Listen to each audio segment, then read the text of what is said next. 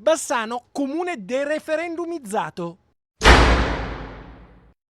Colpo di scena. In municipio la maggioranza politica riunita nella sala del Consiglio decreta che il sindaco non è tenuto a informare i cittadini promuovendo dibattiti e convegni dedicati alla petizione sull'autonomia del Veneto. Questa amministrazione targata Partito Democratico ha votato compattamente contro. La Lega attacca la sinistra accusandola di aver tentato di disinnescare il referendum sull'autonomia, che politicamente è una bomba nucleare.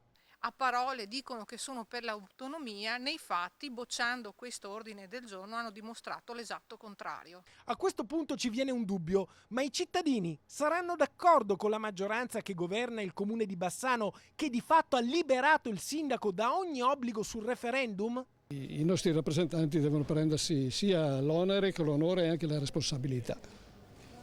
Anche il sindaco? Certamente, lui è il primo responsabile della città, non è solo la prima persona in città, il primo cittadino, è anche il primo responsabile. Penso sia il suo compito, se è stato eletto come sindaco è giusto che lo faccia lui. Dovrebbe farlo per imparzialità politica e essendo veneto anche.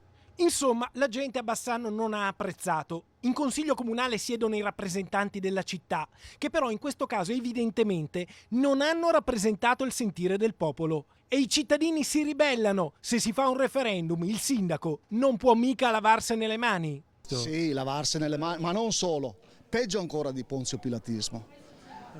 È un po' nella strategia, no? È un classico esempio di democrazia negata.